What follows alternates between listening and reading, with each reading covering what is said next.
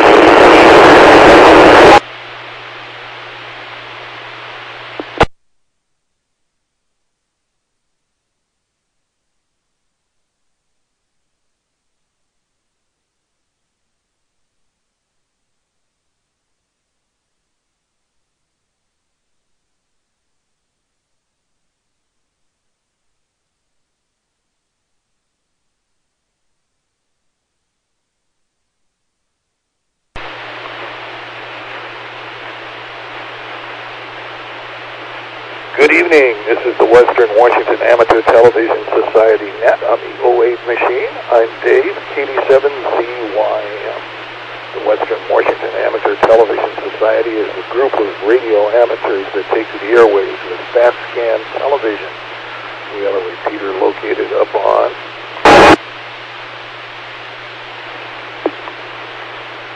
Cougar Mountain. We transmit on 70 centimeters. The crossband repeater and spits out images at 1.2 gigahertz. So far checked in this evening on the net, WW7M James, KD72KU, Ron, and piggybacking with Ron is M7KC Lee, and also we have Gary, K7HYB. Is there anybody else who would like to check in? N7QO.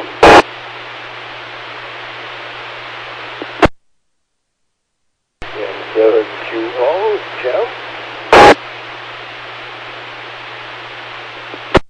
Again, this is the Western Washington Amateur Television Society Net. I'm Dave, KD7ZYM, taking check-ins. Is there anybody else who'd like to join the net this evening on the 08 repeater? W3RWN, Randy in Darien, saying good evening.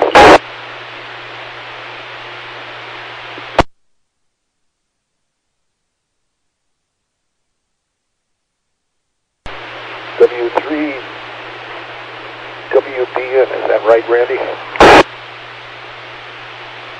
Whiskey 3, Radio Whiskey November.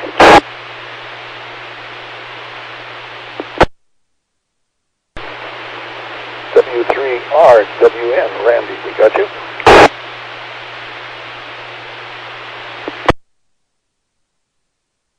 Okay, let's get the ball rolling.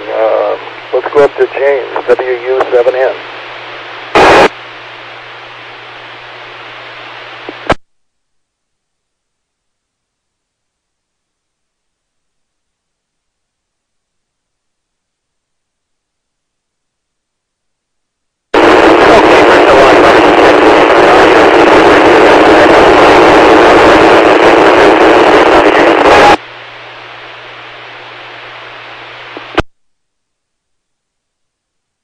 WU7N, your audio is not understandable.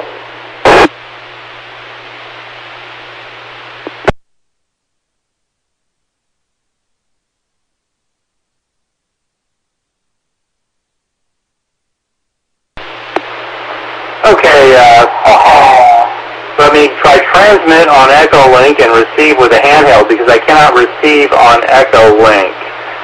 Can you copy me now? Good copy now.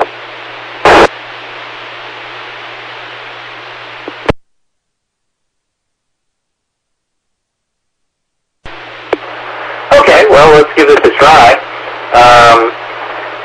Looks like I'm getting a round-trip signal on 1.2 gigahertz, kind of fading in and out a little bit. But the first thing I'd like to say is thanks for all the ideas on how to repressurize a WD-40 can, because I found an innovative and creative idea. Here is a picture of a valve stem, and this valve stem over on the left side of the picture that you're seeing now is the valve, the one-way valve that goes into a tire to put air into a tire. And it just so happens that this part here that normally is inside of the tire just fits perfectly over the top of an aerosol can. So what one individual says he's done is taken this valve stem, which this large rubber part right here seals perfectly over the top of the can, and then uses this end, the end that you would normally put a chuck on to pressurize a tire. He can repressurize aerosol cans that have lost their pressure up to 90 psi. What could go wrong with this? Anyway, I thought everyone would appreciate this novel and creative solution. I'm just looking for someone to do this so I could videotape it maybe for the net or perhaps a good YouTube video. So that's my first pass for the net tonight. Let me turn it back to you, Dave. This is WU7N.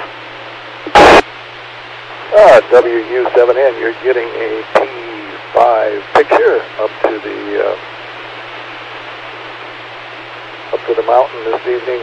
I'm not receiving anything on 1.2 gigahertz this evening. I don't know. It was there for a second or two and then sort of disappeared. So a little activity happening, but I see something's blocking the signal coming to me here in Lake City. So moving down, let's see if we can get KD7QKU up. KD7QKU just got here. I got to turn things on. Hang on. Call me later. Okay, I'll call you later. Let's move on to K7HYB.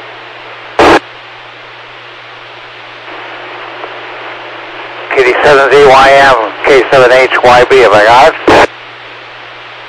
You got it. You're hitting the repeater. Okay, that's good. I'm on the handheld, and toward the end of the net on Wednesday, the handheld was not doing a very good job for me. But for Ron's sake, I'll call you later, Ron. Oh, dear, okay. Bad joke. Anyway, so, let's see. I am not looking at the 1.2 side. I can't see anything but sync bars, which is not unusual. And let's see, the quality of the signal, the latency is, must be the weather tonight. I'm not doing very good as a repeater. Let me try another camera and see if that triggers anything. Maybe I'll have to turn it on hard. I don't know, but seeing as how Ron just got there, maybe he didn't get a chance to turn it on hard. Maybe you'll go ahead and do that, Ron. There you go. Thank you. I appreciate that. That's very considerate of you. And I'll call you later, Ron. Anyway, so to get my 2 bits worth in here, let's see here. Checking the weather out here. It is 43 degrees with 95% humidity. Last time I looked, the Mariners were losing. I got about 7/10 of an inch of rain in the last hour, and about 1.18 inches in the last 24 hours. Just for the fun of things. And boy, that's need a little more contrast here, I guess, on the camera.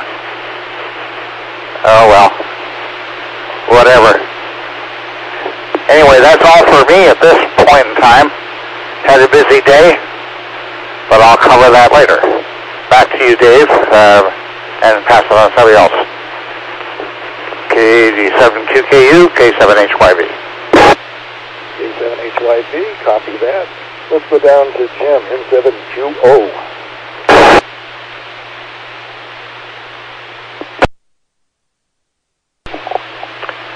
Thank you, Dave.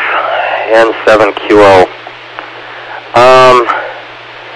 Well, I won't call Ron later. I will call Ron Mr. Later. Good to hear from everyone / see everyone. Gary, my picture doesn't look maybe not even on the par with yours here. I see myself on the 1.2. Jim, good figuring out the audio communications portion there. Don't know what's going on with the echo link, but at least you can hear over the HT, so that's good. Let's see, valve stem to repressurize a WD-40 can. Yeah, maybe that'll work. I don't know. If it were me, I'd just throw it away, however many of those you've got.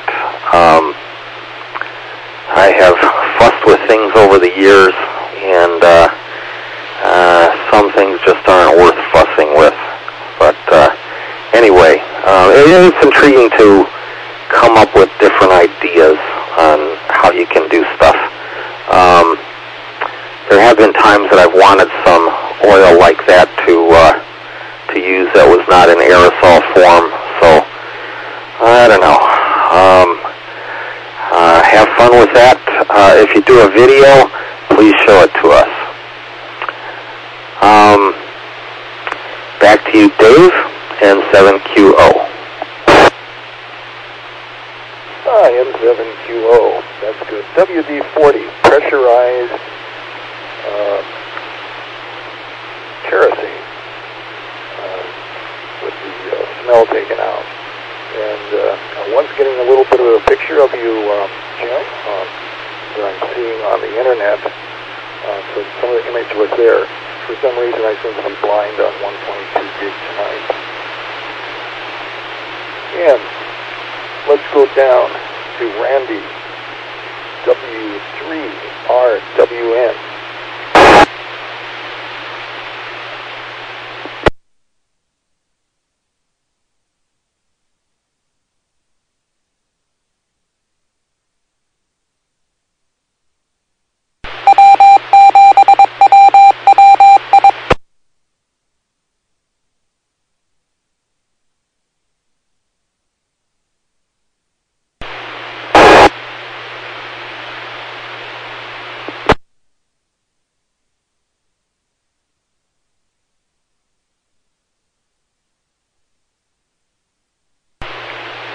Okay, let's go to James, WU7N.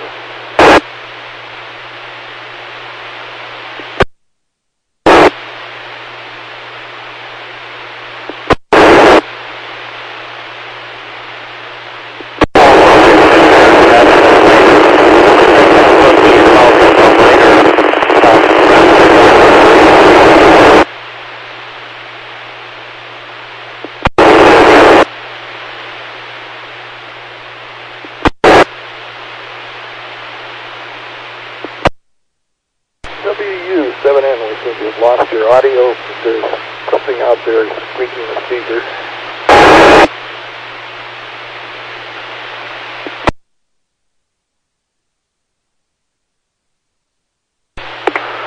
Okay, let's try this again.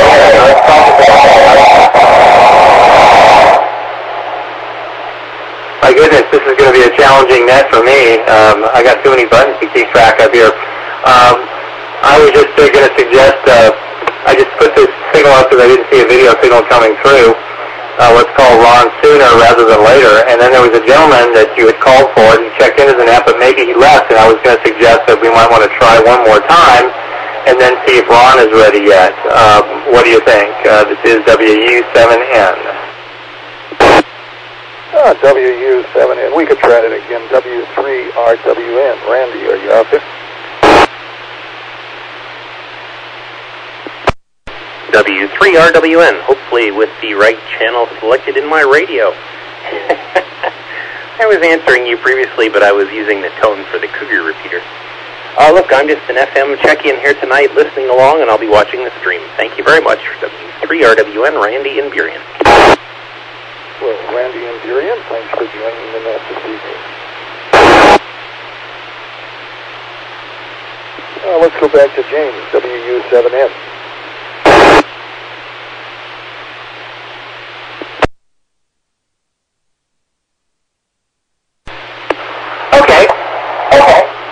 This is WU7N. I'll toss up a video signal there so anyone can see what we're doing here tonight with the Western Washington Amateur Television Society. Today I was at the Com Academy, which is an annual event that is always interesting. I spend most of my time working on the Bellevue Communication Support van, and that has been an education because the internet, one of the methods of supplying internet to that van is off a commercial satellite. And I'm absolutely amazed at the skill of one of our members, because the company that makes the whole satellite antenna is no longer in business. So what he did is he machined pretty much everything from the dish outward on the antenna and replaced it. Which I don't know about you, but I don't think I have an end mill and a lathe working in my garage right now. So that's just an amazing level of skill, and we have that set up. The slight disadvantage is the automated system on the satellite seeking antenna doesn't quite work right. So you have to manually set it up, which is how I always did satellites back the last time I was doing this kind of thing, which was 30 years ago. You had to know exactly where the satellite was, and it was a lot like aiming a telescope. Once you aim it right where it's supposed to be, it works just fine. But anyway, the Com Academy has, as always, quite a few good classes. I attended one really good lecture on sort of the migration of public service radio, police, fire, medic, that kind of thing, over to more cellular type systems, and what's the contrast between the way we do things now and the way we'll probably be doing things 10, 15, 20 years from now. So anyway, Com Academy was very interesting. That's what I spent my day doing. And it is still going tomorrow with a lot of interesting classes, should anyone wish to go. So that's it for me, Dave. That's another round for me. Thank you very much for your patience. This is WU7N, listening on 147.080 and transmitting on Echo Link tonight. Go ahead, Dave. Okay, James. Well, we'll see if Ron is ready at this point. KD7QKU.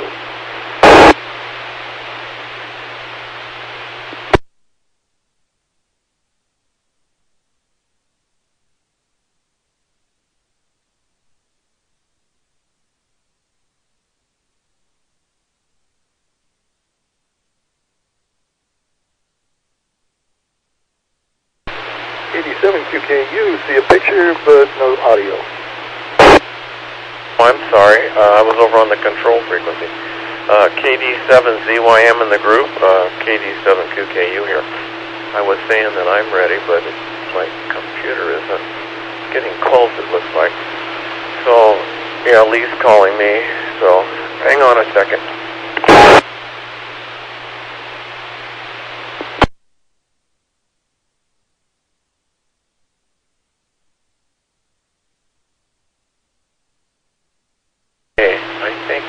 I'm going to get him on Skype. When I first turned on my computer, it was doing a download, wouldn't you know? And now, of course, it's so slow, it doesn't want to work. I tried, Lee. Maybe you'll come through here in a minute. So let's see. Yeah, a lot of rain today. I got 0.16 of an inch, I guess. There's Lee, who finally stood through. So, what did we do? In the afternoon, we went down to Coulon Park and went for a little walk. And it was a Gore-Tex walk. We didn't get too wet. It wasn't too bad. But it was blustery and it was refreshing. So we did walked, I don't know, about a mile, probably. I know I had all the walking I wanted in the wind and the rain. So we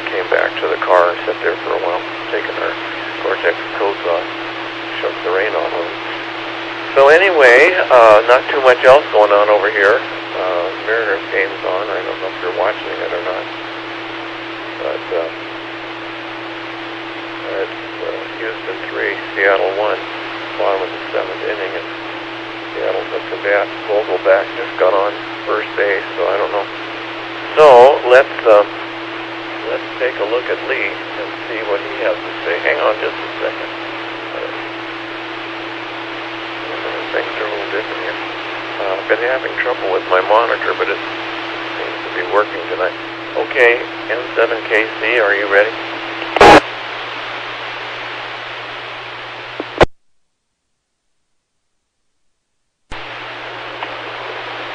Okay, this is N7KC, Lee in Port Angeles. Good evening to Covington Jim, W. James, Gary out there in 66 Woodinville or something, Dave, and Ron. Well, okay, refilling a WD-40 can. You know, if you assume the can is 3 inches in diameter and 8 inches tall, then the total surface area in that can is 56.5 square inches. And 90 or 95 psi is very close to 100. So the total force, the total pressure inside that can would be 5,600 pounds. That seems like a lot, frankly, for a WD-40 can. So I would say if one were going to refill it without some very, very careful actuators, I think probably I would wrap it in many, many, many layers of Kevlar or something. Anyway, so that when you pressurize it, you know you're not in the line of fire. I tell you, that's a formula for disaster, in my opinion. So, and I think that the sensible thing to do is to pitch that can and go buy another one. I doubt the pressure is 95 or 90 psi inside a WD-40 can. I can't imagine that.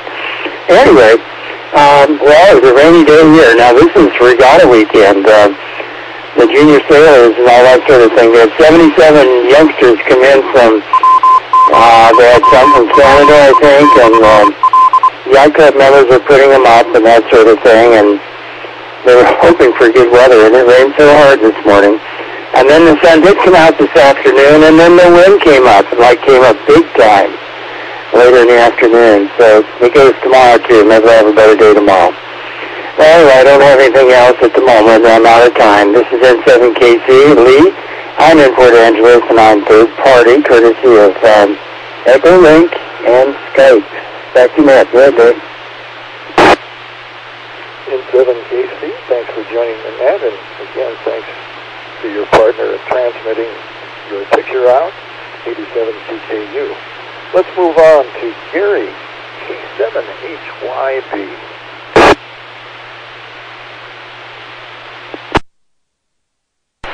And there I am. KD7CYM in the group, K7HYB. Ron, we called you later, okay? Anyway, you're on the list, that's the main thing. And thanks for keying up the repeater, I appreciate that. I probably wouldn't be getting through if I weren't. I'm still playing around and not having very much luck with trying to get this grand stream working. None of the common variety things that I've been able to find out on the internet has told me anything. I tried to get a hold of Rod, and with no success. All I got was asking for a mailbox number, and so I don't know exactly what's going on. So if somebody could fill me in on a telephone number for him, maybe I've got a wrong one, or he changed it, or whatever. I don't know what's going on there. Anyway, so Ron, your picture is excellent tonight. I mean, it's looking pretty good. And Lee, you're not looking too bad either. It's too bad that the weather got to the regatta people over there. It's It's been raining over here pretty steadily all day. Went out on my rally last night, second Friday of the month. So it's rally night, and let's get the mug shot here. Maybe that'll be a little more definitive. I don't know. The streaming is looking pretty decent. There we go. The streaming is looking pretty decent, and get a good shot of the ugly mug here without the glasses. And but when I did my rally last night, second Friday of the month, through the summer into November. So that's always a fun time. My navigator and I did the sweep job with the last car. That means if anybody gets lost on the course, we endeavor to pick them up and get them back on through the narrow. I didn't have any problems last night. I ended up at Snohomish at Bravo Pizza, and I had pizza about 11:30 at night and came home. So that was my exciting day. And we got a bunch of new construction going on in the community here. We had a fire about 4 weeks ago, and the people are tearing the house down and got to locate another unit on the property up here. So anyway, so those are the exciting things that are going on in my bailiwick, and I guess that's about all for this time around.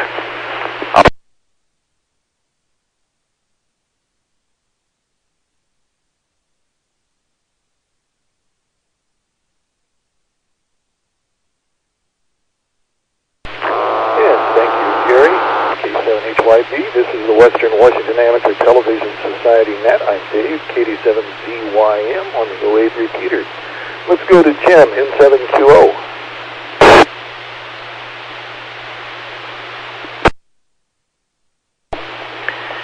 Thank you, Dave, N7QO. Well, that's interesting, an all-day rally. It's got to be kind of tiring. I would have had to sleep in today if I had done that, Gary. But sounds like you had fun anyway. I was at a little meeting myself yesterday. Washington Pilots Association. We had a fellow give a little speech about what aircraft owners can do regarding maintaining their airplane without a mechanic's license. So there's a lot that one could do, but generally that is deferred until the mechanic actually looks at the airplane. It was just interesting to hear all that. Let's see. Oh, Ron, Bellevue Jim suggested that rather than calling you later, we call you sooner. I don't know if you got to see that, but I thought that was cute. I know you were busy throwing switches, etc. Thank you for turning the repeater into the television repeater into its constant on mode. I see myself on the 1.2, but I sure don't see myself anymore on the stream. Guess my signal's a little bit too weak today. Oh well.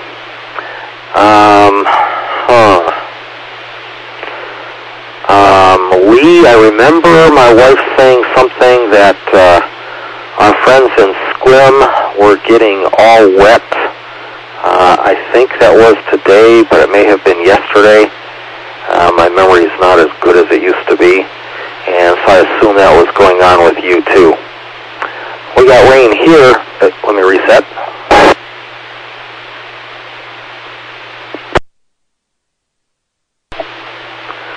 Rain here in Covington on and off during the day. Probably more gentle light rain than anything else. There were 2 periods where it came down rather furiously, but as I walked out to the shack half an hour, 45 minutes ago or so, it was not raining here, and I'm showing 46 degrees at the house now. I did bring an umbrella with me, though, in case it starts raining as I'm on my way back. Back to to you, Lake City Dave, N7QO. N7QO, 87DYM. Well, here in Lake City, I've got 48 degrees out. I'm not getting a return on 1.2 gigs, but I see my picture coming back in on the internet, which indicates that I do have a 70-centimeter signal going up to Cougar Mountain. Well, I met with my dentist yesterday morning for an extraction of a wisdom tooth. Boy, I was really kind of concerned and nervous about that, but it turned out to be rather painless, and even after the extraction, the dentist was saying I'd be in kind of pain and have to take some pain medications, but that never existed. So anyway, I got away with that pretty easy, but the downside was you have to have soft, cool food. So I suggested that I have yogurt, and boy did I have yogurt. And followed by yogurt was ice cream, and followed by ice cream with chocolate milk. So I've been on that for the last 24 hours. I think I've got to go another 24 hours on the soft food. And I added a little bananas and strawberries this evening, so that going to keep me alive and well, and well-nourished anyway. So I was surprised how painless the effort was. I was looking forward to a root canal, but the expert said the tooth was needed to be extracted, so sent me back to my own dentist and took out the tooth. And anyway, no pain involved, and I think I'll go back to him again, see what else is happening with my dentistry. So with that, I'm going to move back up to James, WU7N.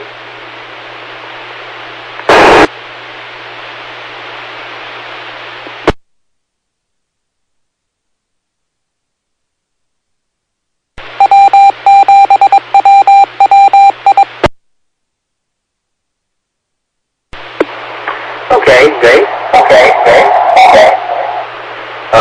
Well, you know, it's amazing how Echo Link doesn't seem to work very well, but I still get echoing through my handheld when I use it. Glad to hear that your tooth came out okay.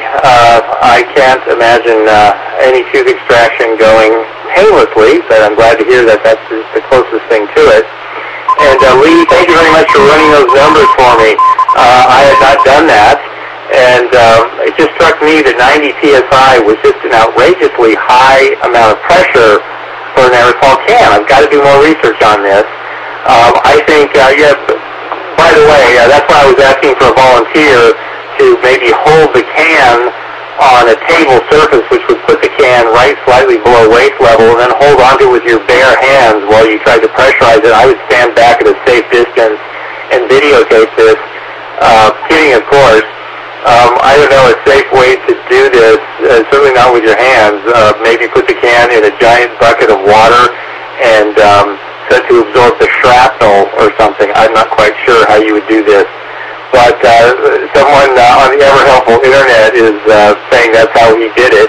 The other thing I was wondering about is I believe aerosol cans are pressurized with carbon dioxide. I think it's the most common thing to pressurize an aerosol can with. If you pressurize it with air, there would be 20% oxygen, as Dave pointed out, mixed with the mineral spirit, so it's very close in the cracking calorie kerosene.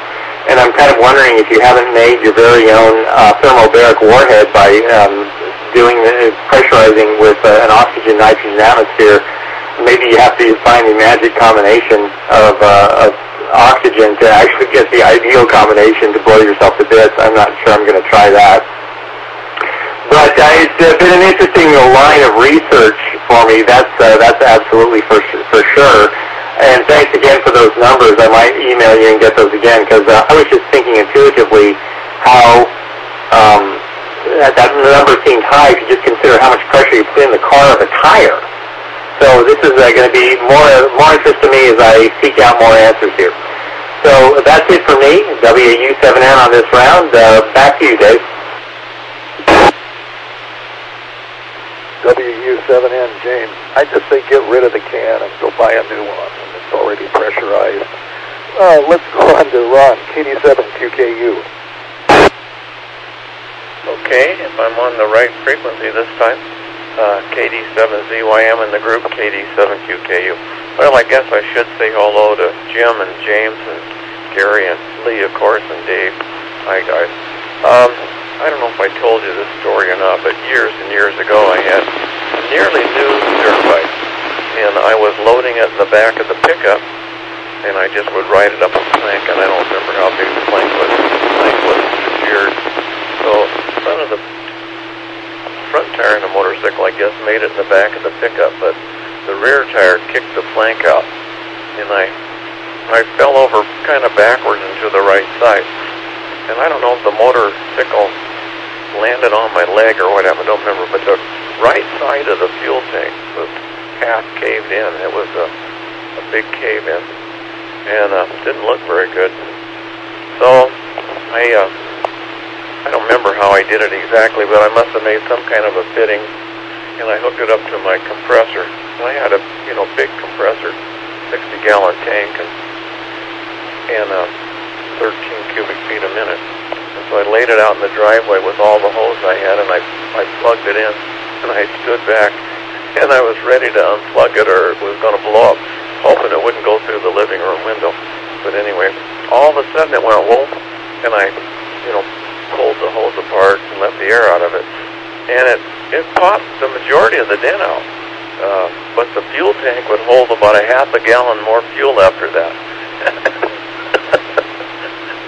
So being a body and fender guy, I had to, hammer on it a little bit and grind on it a little bit, and then I, smoothed it out with old Bondo, and then I painted it. I remember I painted it an orange color. And I used to see guys that had exactly the same kind of motorcycle as I did, and they always asked me, where did you get that big tank? Man, I'd like to have a tank like that. And I would just shake my head. But anyway, I lived through it, and it popped it out, the majority of it. If I could have been out there and tapped around the edge of the dent when it had air in it, it would have been a lot better, but I was afraid to do that. So anyway, that's my story. So I don't know, James, if you got a long air hose, some kind of a needle, I suppose, like a football or something. We used to fill propane, those propane tanks, refill them. They have the old ones, I don't know if the new ones do or not, they had like a tire valve in the side of it.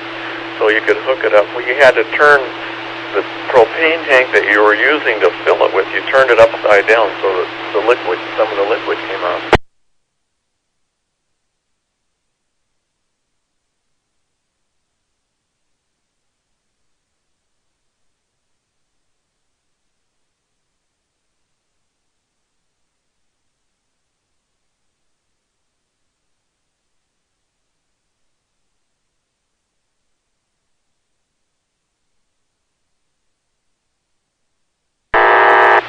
KD7ZYM, Ron, KD7QKU. We lost your audio.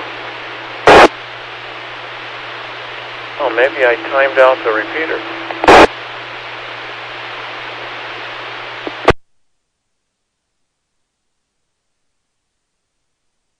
Didn't have any audio from it?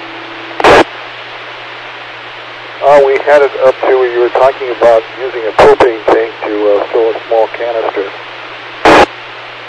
Yeah, so we used to have heaters in the boat when I went steelhead fishing, and we'd refill those little small propane canisters off of a bigger tank. And you had to turn the bigger tank upside down so that you got some liquid, I suppose, with it. And the little propane tank always had a tire valve core in it, and so in another place. So you would hold that in until the liquid would show, and then just let up on that, and then just disconnect it, turn it off. And that worked just fine. Okay, over to Lee, N7KC.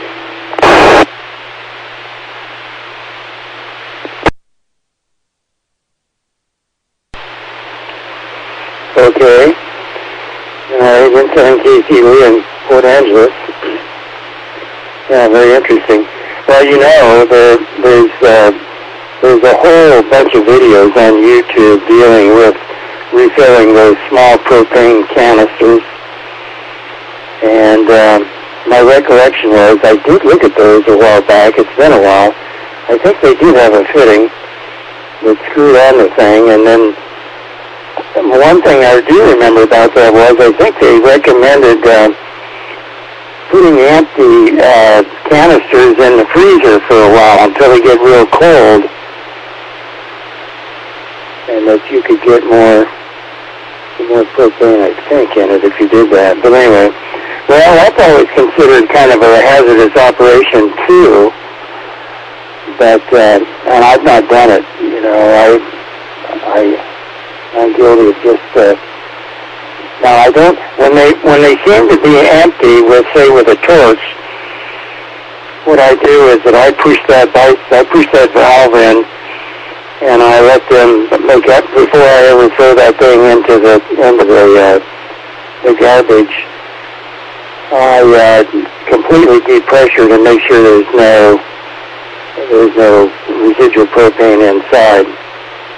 I do that. You know, I'm just kind of out of gas tonight. Let's see. I spent.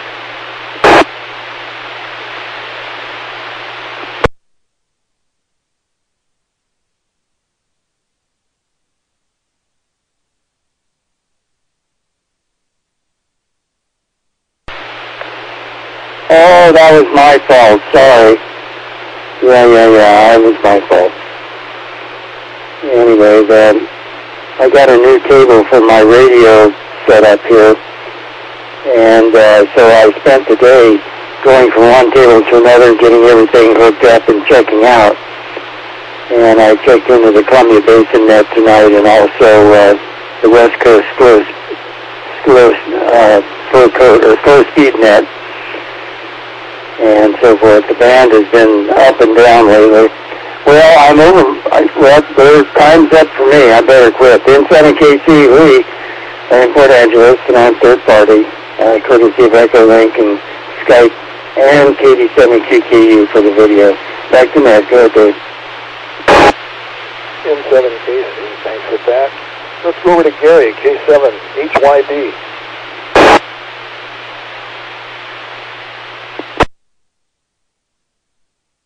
And there's the call sign.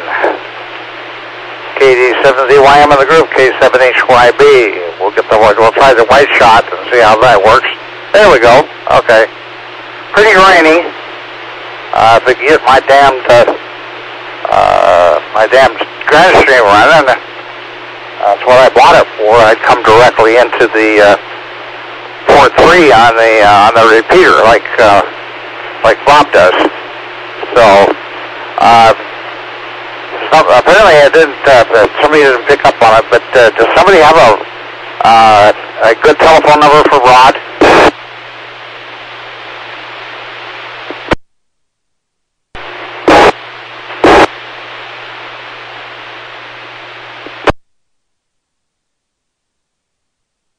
I can look at my phone. I don't have anything here on my desk, Gary. I'll call you after the net. Frequency, have I got it? Call you after the net. Oh, okay, fine. Appreciate that, Ron. That would be very nice. It cooled off a little bit more, dropped a couple of degrees out here at the house, and like I say, we had one of my neighbors out here had a chimney fire. Creosote built up, and it blew his chimney out through his roof and went into his attic, and did quite a bit of damage. So much so that they live in a mobile home out here, double wide, and they did so much damage that they determined the house was unsalvageable. So they were out tearing it down today. Stripping it. I guess they stripped everything out of it that could be useful, and then they threw the rest of it in the dump. So that was going on today. That was quite a deal. I went over and talked to him for a little while and to see how everything is going along. and getting ready for a trip to, I've been contracted to do a sound seminar down at the Square Dance Center. Of course, let me drop it here. At the Square Dance Center in Gorst, Washington. It's coming up a week from today, so I've been taking notes on that and putting my list together and what I'm going to do. That's about an hour and a half drive down. They're paying me for a couple of hours of my time and my travel expenses. So looking forward to that. And Jim, just to answer your question, no, it's not an all-day rally. It starts at about 7 o'clock at night and ends up around 11 o'clock. So between 50 and 60 miles is about all we do. There are several rallies that I have driven that were all-day deals, and they are tiring, yes. A lot of fun, but they're tiring. And so last night was just a shorty. Like I say, I was playing Tail End Charlie, me and my navigator, and we managed to get to the pizza place all in one piece. That was the important part. And everybody showed up for pizza. That was good.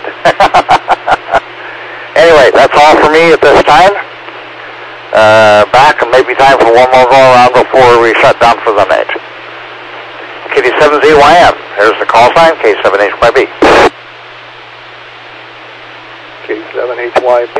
Again, this is the Western Washington Amateur Television Society Net. I'm Dave, KD7ZYM. Let's go down to Jim, N7QO.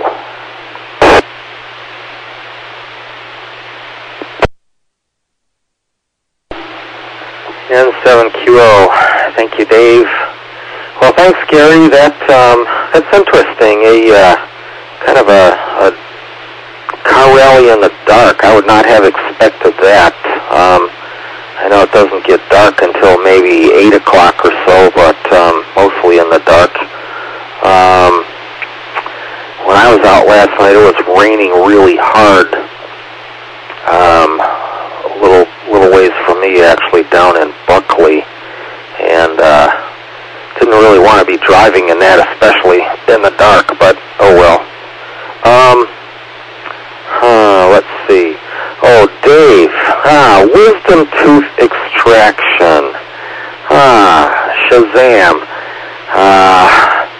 I wish you hadn't said anything about that. You reminded me that I need to do that as well. It's reassuring to hear that you did not experience any significant amount of pain, although frustrating to think that I might be unable to eat hot foods. My dentist decided that I have to go to an oral surgeon. I have a wisdom tooth which is partially impacted, so he's going to have to do some cutting. Ooh, that might be more painful than what you had to go through.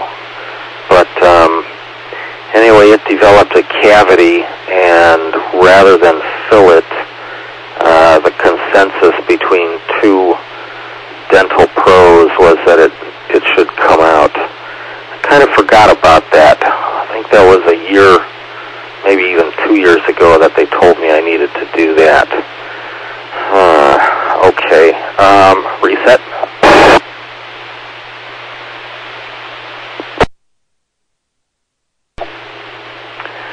Yeah, I had a bunch of dental work done earlier in the year,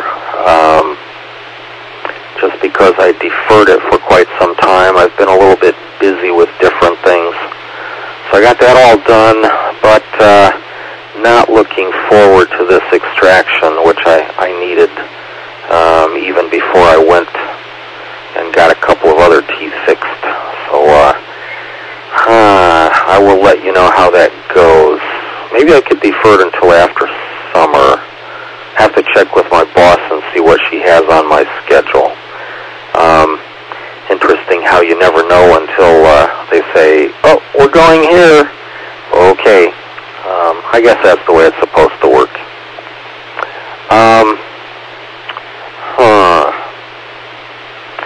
Well, back to you, Dave, N7QO.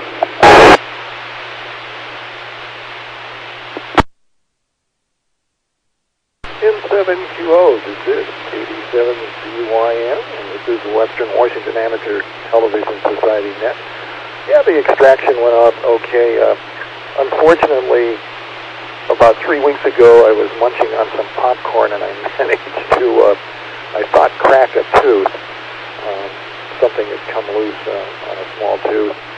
But when I was having this extraction, I had the dentist look at the damage, and he said it's just a filling popped out. So I'll be seeing him in 2 weeks anyway to check up on the extraction, and he's going to fill what came out of the small tooth. So at least I didn't lose 2 teeth at one time. So it's repairable. So looking forward to that. And I was able to check out some fairly decent basketball tonight. L.A. and San Francisco Warriors were playing, and Steph Curry was just incredible to see him and his three-point shots going on during the game. The guy is just really talented with that. So that was one thing of being sort of laid back. You can't do a whole lot of stuff. Got some domestic chores done around the house, paperwork, and just basically told by my dentist, just take it easy for a week and don't worry about anything. And I said, okay. So I decided to call in and not go to work next week. Well, I guess being retired, you don't have to do that. So anyway, healing process is in, and I'm sure it's going to be rather quick because there has been no pain so far. So I'm not knocking on wood, but it's going to be fine. So let's go up to James, W7N.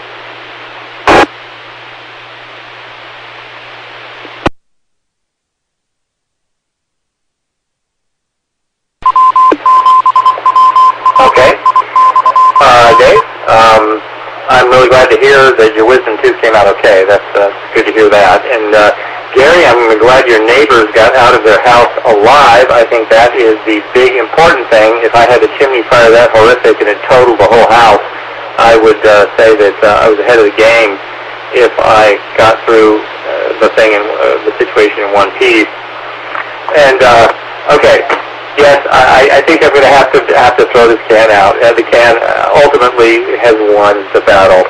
But I just thought I would show you guys this. This is the official WD40.com technical data, and it does say vapor pressure right here. I don't know if that comes through on your video or not. Vapor pressure aerosol, 95 to 115 pounds per square inch at 21 degrees centigrade, which is 70 F. Lee, maybe you can weigh in on that. That still just seems like an awful lot of pressure to me. But I was reading elsewhere on the net that a can of compressed air has 5 atmospheres in it. So anyway, I see we're down to 8:51, so I guess I should probably make this a 73 round for me and say good evening to all. It's always interesting to hear you guys, the different perspectives on a lot of problems, and just how, in general, you're spending your summer is always interesting to hear. So this is Whiskey Uniform 7 November, WW7ATS, with the Western Washington Amateur Television Society. Let me turn it back to Net Control, Dave.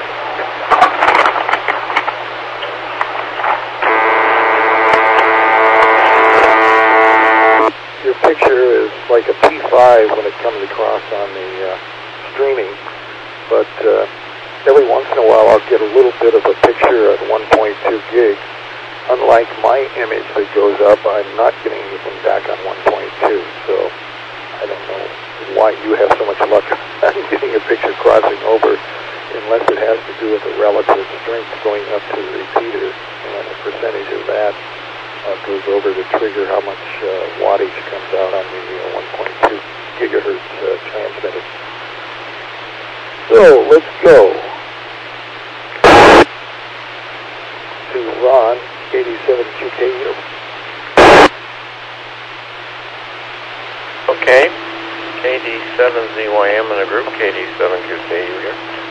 Well, Jim, 107QO, years ago I went to an oral surgeon to have some work like that done, and it really turned out well.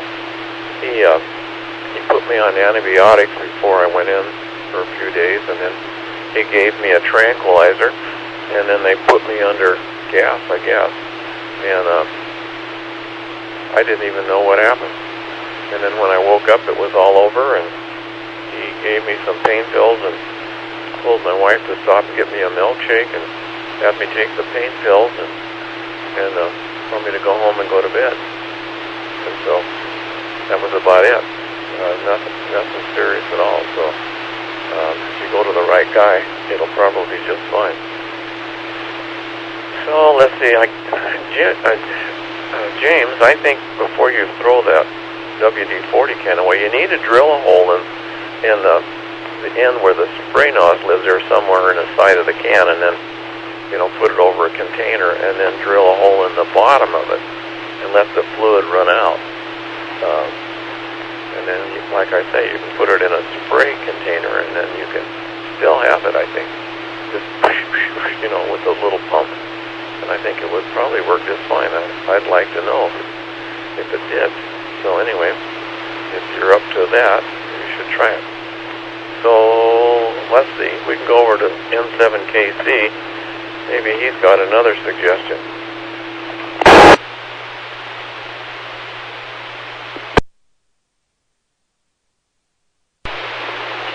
Okay. M7KC, Lee in Port Angeles. I have a couple of things. One, you can buy I used to buy WD-40 in the gallon cans as a liquid, and I just put it in spray bottles, and did it that way. But another way you can do it, I think it was either Harbor Freight or someplace, I've seen these very nicely constructed pressure vessels that you can put a fluid in, and then you can pressurize it, and then you could buy your bulk WD-40 and do it that way. Anyway, I don't know. Check YouTube. Say, my wife Paula, who was last year, she was 74, and she had never had a tooth pulled. Can you imagine that in her whole life? Well, anyway, she had one that her dentist said his fingers weren't long enough to reach, and so she'd have to go to an oral surgeon and get it out. And oh my gosh, it was like a 2 or 3 week wait here, and it was just hell on everybody. She just worried and worried and worried about getting that tooth pulled and how that was going to go. And they, on the appointed day, I drove her to the oral surgeon, which turns out was just down the street from her regular dentist, and they had given her some kind of a pill to take at, 4 hours or something before she went in, and she didn't think the pill was doing anything, and she disappeared in that office, and I sat in the car, and I thought I'd have a good hour, to listen to the radio, and it wasn't 5 minutes until she came out, and it was all over. And she said it was nothing to it. That didn't practically fall. So anyway, there you go. You never know. Anyway, well, great, Matt. Thank you very much, Ron, for patching me through, and thanks, Dave, for running the net and all that. Good to hear you guys. And the one fellow that checked in early on, I guess we hadn't heard much from him. I don't know what. I lost track of him. But anyway. Okay, my timer is up, so I got to quit. This is N7KC, Lee in Port Angeles. Third party, courtesy of EchoLink and Skype, and video courtesy of Ron, KD7QKU. Back to Nick. Go ahead, Dave. N7KC, and thanks to KD7QKU for bringing N7KC's video to the net. Let's go to K7HYB. Yep, there's the call sign. As bad as it is, you can just barely make it out. Anyway, I'll make this short and sweet. Jim, don't blow yourself up. Be careful. And I don't know if WD-40 is flammable or not. I hope not. Anyway, and coming to Jim.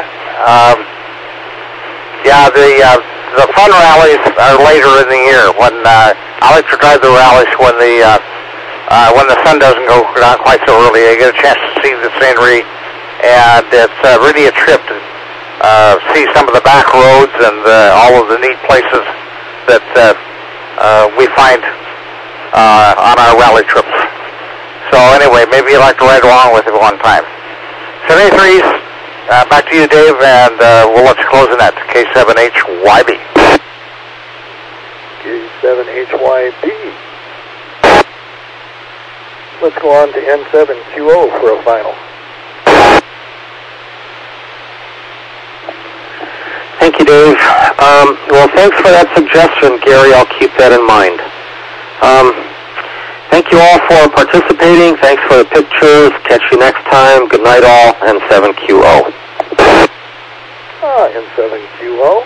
And this is the Western Washington Amateur Television Society Net. We'd like to thank the owners and operators of the 08 machine for providing its use to us for our audio channel during our nets held on Wednesdays and Saturdays between 8 and 9 o'clock. So again, thanks to the CTAC repeater group for allowing us to use their repeater. This is Dave, KD7ZYM, signing off at 2100. Good evening all.